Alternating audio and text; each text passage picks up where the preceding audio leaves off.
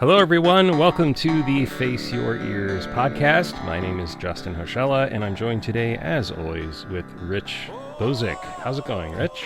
Hello, good to see you and talk to you again. I think people don't realize that we can see each other. Yes.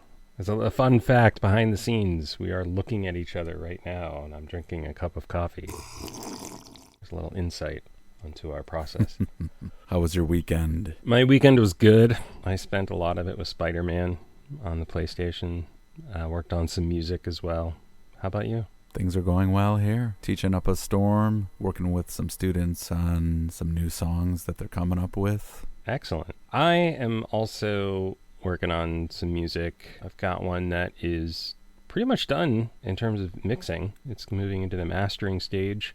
And then I have one which is in the very beginning of production. Excited to be moving some projects forward, so it's great. Excellent. I just wanted to take this moment to let our listeners know that we have a collection of episodes available now. If you want to go back and peruse, if you're new to the podcast, we got all kinds of little tidbits about recording, getting started with a home studio. We even have episodes where we talk about AI. Yeah, it's like a buffet of topics around audio and recording. So you take what you want and leave what you don't. So a growing buffet. Yeah. All fresh, always fresh. So don't worry. Anything special about today's episode we should know about, Rich? Yes. The day has arrived. Oh? We have a guest today. Yay!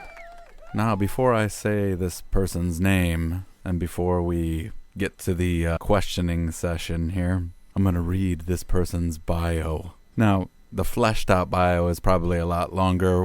I'm condensing it down. There's so many achievements and accolades and honors to this person, but I've condensed it down. We could have a whole series on this person, but we only have so much time. Take it away. Praised by the New York Times as a soprano with a genuinely angelic voice, this soprano brings freshness and uncommon musicality to a wide repertoire on the concert, opera, and recital stage, and as a studio musician. Having performed domestically and abroad, this soprano is a regular soloist at Madison Avenue Presbyterian Church, both for services and as a member of the St. Andrew Music Society. This soprano has also sung as a soloist for Sacred Music in a Sacred Space, Canticum Novum, the American Classical Orchestra, and most dramatically, made her Carnegie Hall debut, stepping in on one day's notice to sing Gabriel in Haydn's Creation with the New York Virtuoso Singers and the Orchestra of St. Luke's.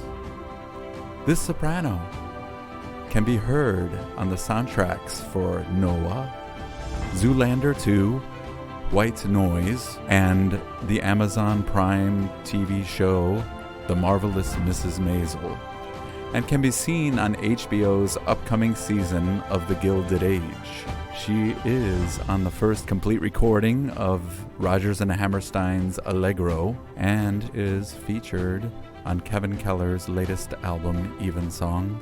And, if I may add, I'm madly in love with this person, and I want to have children with her. And actually have. May I introduce the lovely soprano and my wife, Katherine Wessinger-Bozic. Welcome. Thank you very much. What an introduction. Yes. That was a great setup, Rich. Thank you. Welcome, Katie. Very glad to have you on the podcast. This is a milestone for us because we've never had a guest before, so we're really excited to have you as our very first guest.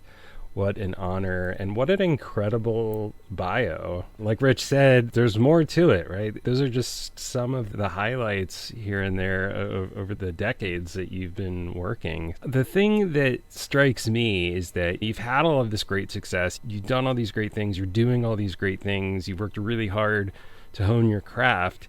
How did that get started for you? How did you get to this place where you're a professional singer and musician? Sure. So how far back do you want me to go? Oh, we have our Wayback Machine. We have that music we can insert. So you can go back as far as you want, but whatever you feel like is relevant to your story. Cue up the Wayback music.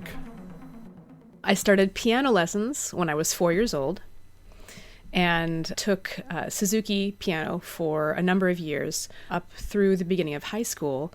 When I was little, my parents would take me to church and I would sing the service music and the hymns and all of that, learning how to follow along and read in that setting, a group sing. My mom loves to recount the stories of me standing in the front yard and belting out what I called opera to my neighbors, because if I sang loud enough, it would echo. We lived in a gorge, so it would echo off the walls of the gorge and come back to me. I hope my neighbors were thrilled. I bet they were. Then I started taking a band instrument in middle school. I was a French horn player. In high school, I did all the music things. I did the show choir. I did the jazz band. I was in the marching band. I did all the musicals. I was in the concert choir. If it was musical, I was doing it. Side note, students, listen carefully. Be involved. Oh, yes. Every single thing. That was me. Then, towards the end of high school, it became apparent that I wanted to do this for a living or to try. So I went to Baldwin-Wallace College for my undergraduate, originally double majoring in voice performance and music therapy, but pretty quickly dropped the music therapy because the course load was just too much. And I should also add, at Baldwin-Wallace College was where I met my lovely, beautiful, and very gracious husband. This fine fellow that yes. we're here with today. Excellent. This guy. So then, after Baldwin-Wallace, I went to University of Michigan for my grad work. Made some great connections there. Met my lovely wife. Hence the connection. The circle is complete. Yes. Yes. And we are all friends to this day, so good things. After I graduated from University of Michigan, Rich was finishing up his degree at the Peabody Institute at Johns Hopkins. And once he finished there, we decided if we were going to do this, we needed to live in an area where music making was possible. And so we moved to New Jersey, close to New York, but not too close. So we're still in suburbia. What do they say? You can take the Midwesterner out of the Midwest, but you can't take the Midwest out of the Midwesterner, or something like that. Yes, I think that's well put. Yes. And it's all been history from there. You know, of course, you start a career thinking you're going to do one thing, but so often you end up in another direction doing another thing. I thought I was going to be a professional opera singer and was going to travel the world singing all my favorite operas. But it turns out that there are 400,000 sopranos versus 400 of any other voice part. The competition is steep, and I decided fairly early on that professional choral music was a really nice way to make a living. I love sight singing, and it's very much less stress. So, sight singing, yes. For those of us who don't know, what is that? I am comfortable picking up a piece of music I have never seen and reading it with a good degree of accuracy. Excellent. That's I've amazing. seen it in So, action, people. It's amazing. It is like a superpower. So like some superheroes have like X-ray vision, or they can like teleport or fly. Like to me, sight reading music to sing, because I was an instrumentalist. I played trombone, so I could sight read trombone music and piano music to some degree. But singing was always like completely, I was like level 1, level 2, and then I'm like, I'm out. And so my wife is a singer too, and she can sight read stuff, and just people that can do that well, I'm just blown away. We were going to give you X-ray vision, but we have enough of that going around. You get sight singing. Well, you know, my ability to sight sing, or my ear training, started very early on with a Suzuki piano. Mm-hmm. Since I was so young when I started piano, Suzuki was introduced because it involves using your ear more than the reading part, because I was not yet reading at a reading of words level. Mm-hmm. Now, for what Suzuki, it's a style of learning or a method. Does it involve motorcycles? No. You'd think I always thought it was the same company. It might be. I don't know. Mr. Suzuki was a pianist, and he put together a method for learning by rote. So you would play it, and you would listen to it, and then you would watch the music while you played it. The idea was that you would learn the notes on the page from what you heard and what you were playing. It was a backwards way of thinking of things from the traditional, not saying that it is backwards in its thinking, but instead of looking at the notes and going, oh, this note is this, and playing that note, you'd listen to it and you go, oh, this melody goes like this, and you'd play it, and then you'd look and say, oh, and that's what it looks like. It seems more intuitive. I can harken back to my early days of learning to play music, and there was a level of sort of intuition to it, and you feel it, and that, I think that definitely is part of the ear training part of it. But to come back around to where you were going, it sounds like this was a huge influence to you in terms of like getting into choral music and your ability to pick something up and just quickly go with it. Yes. I got a question about that. So you were doing opera when you first got to the New York area. Mm-hmm. How did you get into this other stuff? How did you end up getting these gigs to do recordings and whatnot? So while my husband was at Peabody, I was studying with a very famous soprano. And her husband is an organist, and he had a number of connections in New York with other organist friends and sent me with a list of names and phone numbers. And before we even moved, I had set up a number of auditions. I sang for a bunch of different churches.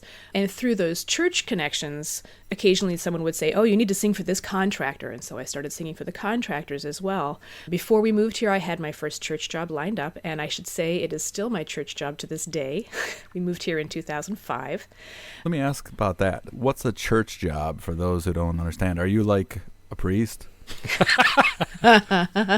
Why, no. Because New York is a metropolitan area and the churches in New York have the funding to afford a robust music program, I am a paid octet member for the volunteer choir. So there's a corps of 8 of us, 2 for each section, and our job is to aid our sections and the volunteers in those sections to have a fulfilling and satisfying musical experience. We also do solo work, and I should also add, through that job, I teach as well. But you do solo work as well. Does that organization also do other concerts on the side, or is that just stuff in the service? Yes, so certainly things in the service, but they also have a community choir called the St. Andrew Music Society and do major works, 2 or 3 major works a year. We're actually getting ready to do a Mozart Mass in the C minor Mass, in a week and a half or so. So with that, I am a ringer in the chorus, and occasionally we'll do solo work as well. Excellent. So can you tell us, Katie, how do you prepare for gigs? Let's break it into 2 parts here. You got a concert. How do you prepare for a concert? And how do you prepare for a recording gig? Is it different? Tell us about that. So I guess it depends on what kind of singing I'm going to be doing. If it's choral music, I prefer that they expect me to come in and sight read it. I don't want the music ahead of time because that doesn't tell me how prepared they want me to be when I get there. Should I have this down cold? Should I be able to read it perfectly? Whereas if I walk in the door and they hand me a piece of music, they are expecting me to sight read it and expecting my sight reading level to be good. I far prefer that over, we've sent you the music 3 weeks in advance, because I don't know what to do with that. Now for solo work, that does take more preparation. Depending on the work and whether I've done it before, I will start weeks or months in advance, doing my own private study, working out, doing all the woodshedding and all of that, listening to as many recordings as I can. And then if I'm lucky, I get to work with the conductor and a pianist ahead of meeting with the orchestra before the rehearsals begin. Do you ever get to work with any of the composers? Oh yeah, occasionally I do, and those are really fun. Often the composers, especially if it's a new piece, I'll be asked for my input occasionally. Oh, is this working? If this isn't working, how can we make it work better? So those are really fun because they feel more like a collaboration than just performing what's on the page. And I should also add, performing what's on the page is also a collaboration because I'm also bringing part of myself into that music, even though it's already been written. My job is to give it life. And to give it life with the people who are performing with me. Always this coming together in this collaboration. Even when I'm singing solo work, I'm never singing a solo. Now, just a side question on this stuff. Mm-hmm. I think people might be interested in getting some insight in. When you go to a contractor or some of these conductors and music directors and you have to audition, to try to get involved in their music program or what's going on. Can you give us a little bit of insight? What does that entail? What does one have to do when you're at an audition? I suppose it depends on the audition. For contractors, often there will be a piece, they'll ask you to have a piece prepared, some kind of solo work.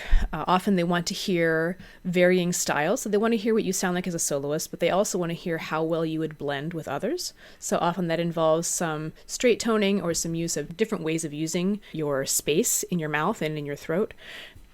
Straight toning is singing without any vibrato, so a very pure, clean sound like a piano, which cannot add vibrato. Mm-hmm. If I'm auditioning for a conductor, I'm usually auditioning for solo work and something specific, and so I will cater my offerings around the job I hope to be hired for. So if it's oratorio, then I'm choosing oratorio repertoire. If it's in a specific language, I'll show that I have a mastery of that language, or a specific style, if it's Baroque, or if it's classical, or if it's contemporary. I'll try to choose repertoire that shows that I have the ability to do the things that would be asked of me as a soloist. Mm-hmm. What are the hurdles and challenges you face in this kind of work?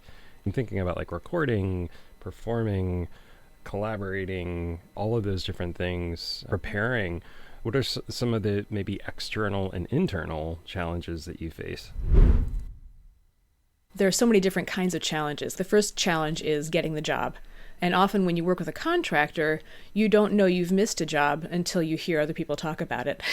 Staying in the forefront of their minds is a challenge, but it's hard to do that without being obnoxious. So in terms of I've got a job and I'm going to prepare for it, being a parent as well, I have the challenge of balancing my jobs and responsibilities with my practicing responsibilities, with my professional responsibilities, and trying to strike that balance. Now that both kids are in school full-time, it is much easier to find that time during the day to make those things happen, which is great. But that's why we can record a podcast right now. Yes. Thank you, public school. But in terms of other challenges, there is the ever-present threat of illness, which as a vocal performer can really mess things up. A little tickle or a cold or a poorly timed case of the flu or the dreaded Rona can just wipe out a contract. Ugh. That's why often you will see singers babying their voices. We've got the hot tea and we've got the scarves around our necks and we've got our masks on and we're all like, oh, you sound like you might have a cold, and we're running the other way because if we get sick, we don't work. Wow. Tell us about one of your favorite or most memorable recording gigs. Recording, okay. I can't talk about the most memorable one because it hasn't aired yet. But I can talk about the most recent one was Kevin Keller's Evensong, which happened in the spring.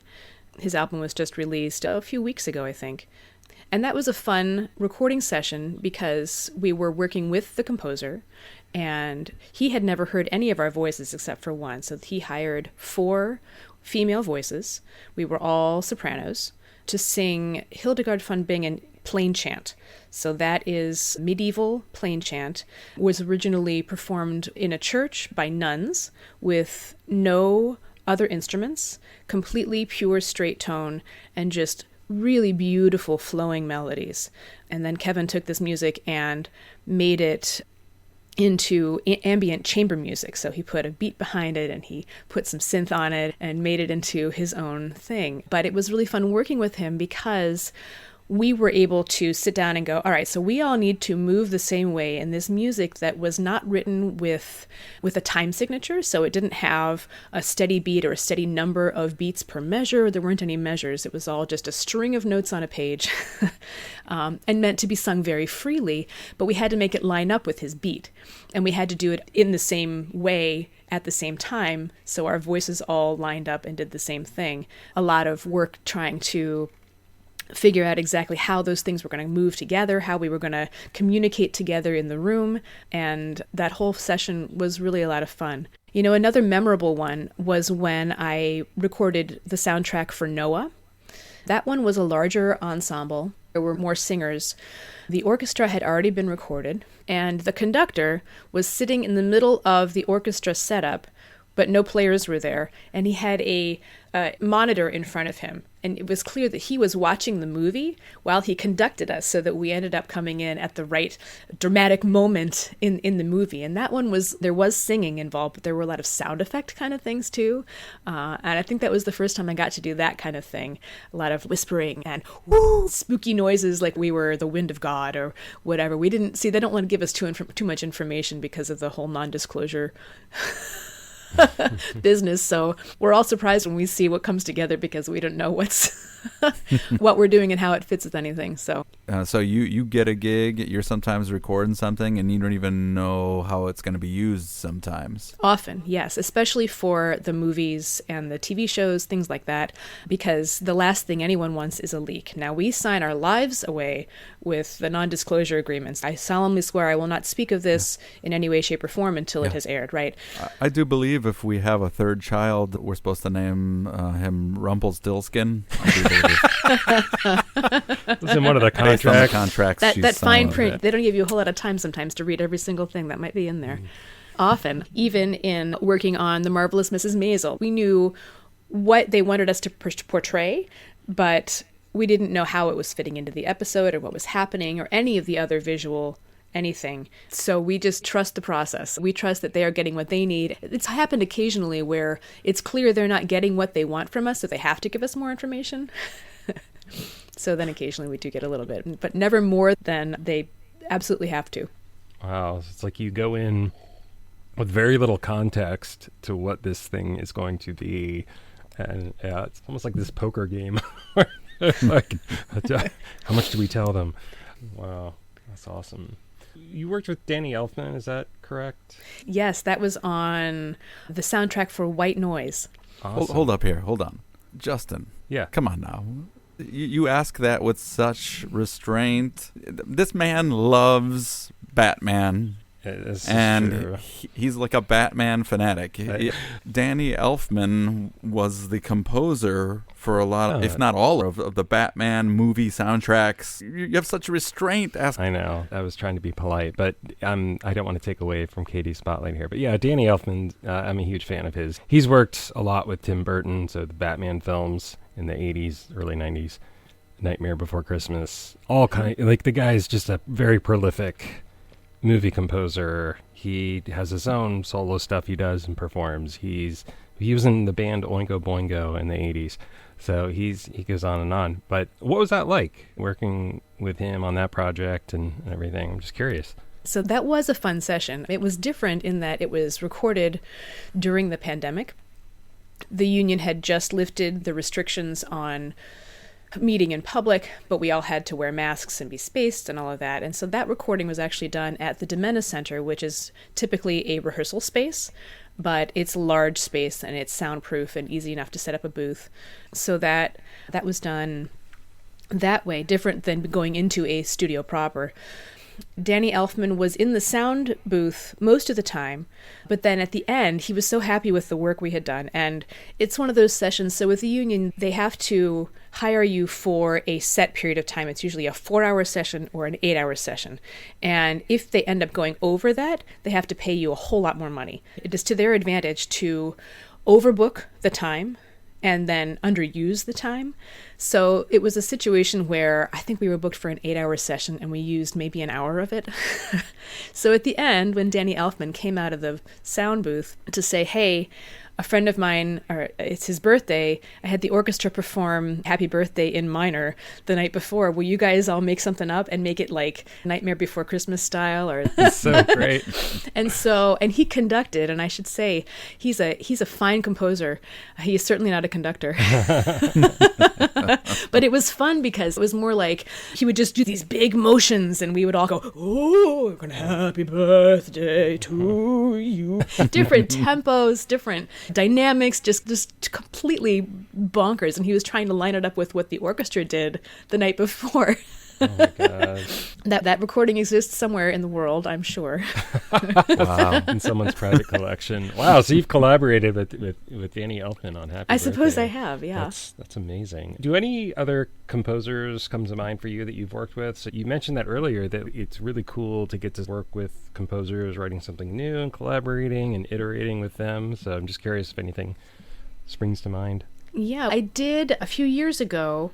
Judy Clerman, who is also a composer, and she conducts a choir called Essential Voices USA. She collaborated with Stephen Schwartz on a piece that he wanted to write. I think it was written during the pandemic and released, it might have been released during the pandemic as well. I can't recall. But we went into the studio with him. He was present, and the collaboration was more between the two of them than with us, but we were there, we were singing his music, and then he would give input and we would adjust things that way.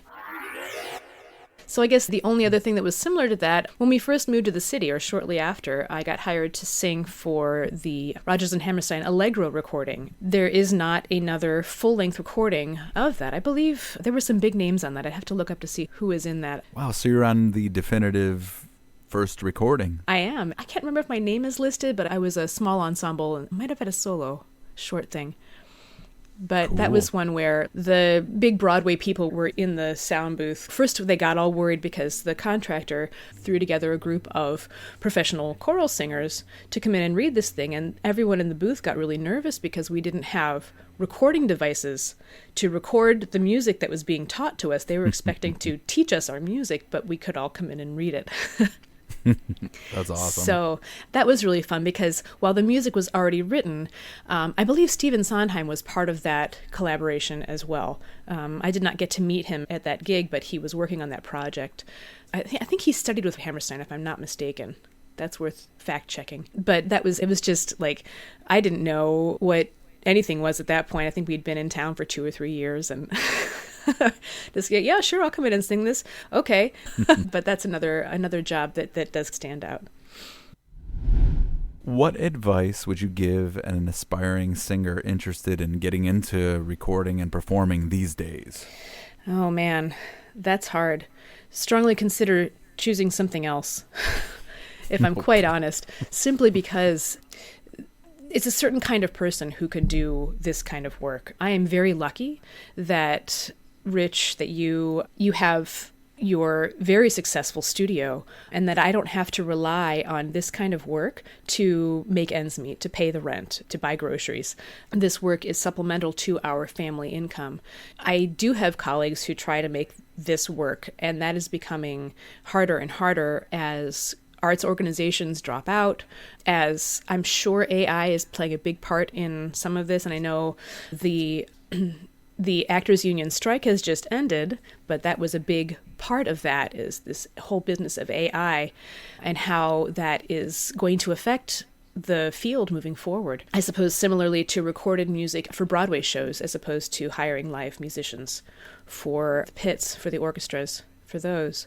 I think with anyone going into any kind of music, it has to be the thing that you want to do above all else, because it is very rare that anything drops in your lap. Everything has to be fought for. Even students of mine who are very fine, who have a lot of talent, I encourage to spend their money on a degree that can make them a living and to pursue music outside of that. And then if the music takes off, fantastic. But if not, you can still pay your rent. You still have somewhere to live.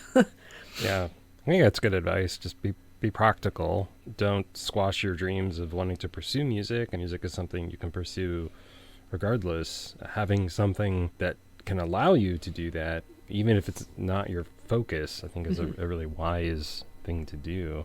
And yeah, I think there's truth to it. AI continues to blow our minds and do things that we never thought possible, and we're at the very beginning of it. So who knows what's going to happen in 5, 10, 20 years from now. It's really insightful. Thank you. Sure. You started to touch on this because I don't think most people would have thought about that. What is something, just to continue that topic, what is something most people don't know or think about in regards to becoming a professional singer in the world? I think the amount of competition there is. Yeah. and how important it is to diversify. Like I thought when I first started, I thought I was going to do one thing, and then realized that everyone who had my skill set and my training thought they were going to do that same one thing. So I had to veer off the path and try a different path for a little while, see where I was going to land in terms of my particular skill set and how that would make me stand out. It's important to stay open-minded with the things that you can do with your talents, and also to consider other talents that you may have that are not related to music and how they could either complement your music or work in tandem with your music.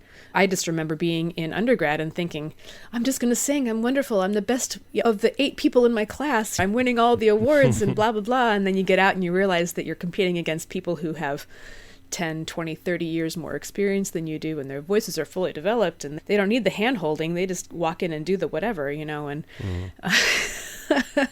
or the people who already know all the people who are hiring. They say so much of it is about who you know, and there is definitely truth to that. Networking. It's important. Yeah, relationships, absolutely. Thank you. Well, thank you, Katie. You're welcome. Thank you so much for being the first guest on the Face Your Ears podcast. I'm Yes. honored. I am an avid listener. Excellent. Thank you. Yeah, this was a lot of fun, and I learned a lot about you and the work that you're doing. Very insightful. And as you mentioned, you're a busy mom in addition to being a busy professional singer. So thank you very much for your time. This was awesome. Thank you, everybody, for tuning in to our latest episode. We will also include links to some of Katie's work in our show description so that you can check it out at your leisure. So thanks, everybody. Have a good one. Bye. Bye-bye. Thank you for listening to the Face Your Ears podcast.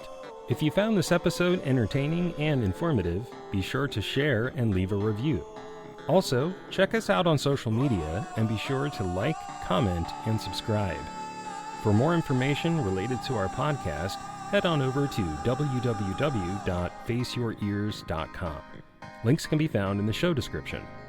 And remember, whether you're a musician just starting out or a seasoned professional looking to talk shop, it's time to face your ears.